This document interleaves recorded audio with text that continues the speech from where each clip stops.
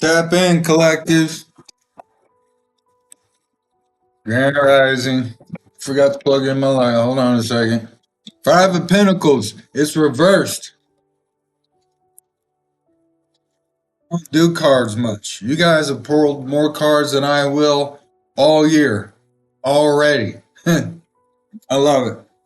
And I'm going to set this record straight, too, about something.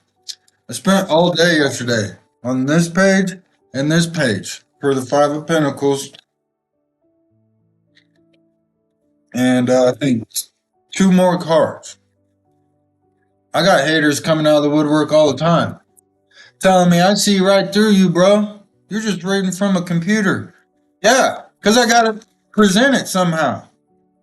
Because I put my heart into this. Because it means something to me. Because this message came from the kingdom, from source, for you. Sit down and listen. If you can. Maybe take the gunk out of your ears. But don't you like that? Your reverend will set the record straight and sit someone down any moment. That your little pride and your little ego wants to show itself. Your heart's desires is what comes out of your mouth. For out of the overflow of the heart, the mouth speaks. So speak and watch your mouth. I wouldn't do that. How many people have come to me and tried to play God and hit me over the head with the Bible, and I see it and I'm like, I wouldn't do that if I were you. I wouldn't try to go head to head, one to one with me. And I say that in the most humble way. I have stepped into the ring, but not with anyone down here, with them up there. And dude, whoa. I can't. Not with what I am left to work with. So, what am I don't know what I got to say. I don't know what I have to say, what that really was about. Other than the fact that I don't see spirituality as competition.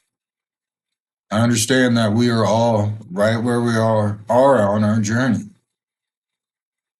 And that if you were to look at the Bible progressively and you were a child in Genesis and an elder possibly already passed away and then doing your thing in the heavenly realms, well, then why can't, I don't know. He just took that completely off of mine. He took that away from me. And that's okay. All right. Number one card is Five of Pentacles in reverse. Now, when it comes to my karmic connection spread, I'm going to put this away. That's what that was about. Defending myself. Because you want me to come on here and be perfect. At least you want something from this.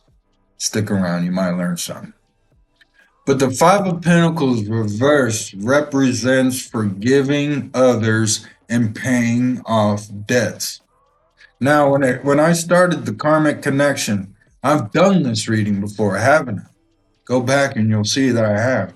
Five of Pentacles showed up, but it didn't show up in reverse.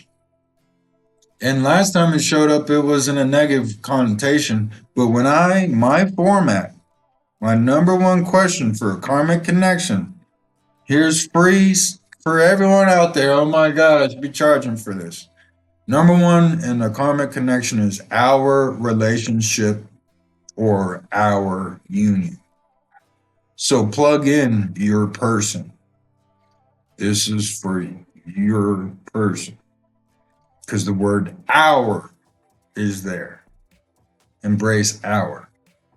Sharing is caring. Five of Pentacles reverse, you might be feeling left out and rejected at the moment. Remember, nothing lasts forever with the Five of Pentacles. You have got the support of the cosmos with you. Five of Pentacles reversed represents forgiving and paying off an emotional debt. Two difficult tasks. They're so difficult because forgiveness requires your effort and your energy. The best way, brother and sister, to forgive in a connection is to understand first what it is that needs to be forgiven.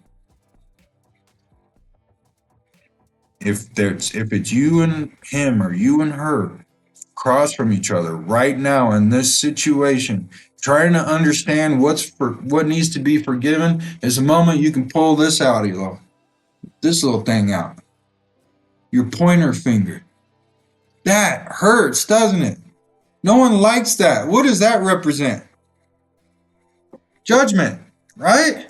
Put the finger away during this conversation for the sake of your relationship and your union. Best place to forgive from is a place of self-forgiveness. However, forgiving ourselves is proven to be one of, if not the hardest thing to do off of our human self-will alone. Not only that, but the emotional debt that we're left to carry. It's your choice to bear it, though. You can carry it, but do you bear it? I heard the word void and oh my God. I heard the word void or holes during this meditation that I did yesterday and that I wrote down and then I typed and now I'm reading from my computer that I'm being judged for. I heard the word void and holes during the meditation. I've concluded in the spiritual realm, brothers and sisters, when it comes to our relationship and our union, I have come to the conclusion in the spiritual realm that it is unfair to say that our counterpart owes us anything. Yes, the experience has left you in this voided space that feels like it needs to be immediately filled back up. The one thing I know for sure is, brother and sister, is that we can call on and trust God's grace and mercy to fill all our voids and holes. Once we begin to go inside, tap in internally, that's when we find refuge. That's where we find comfort in Him, which in turn erases any need for external validation. I love you. They're left outside in the snow and the cold. No, not when it comes to the karmic connection. The illustration doesn't count in this one, and it won't always. I'll show you.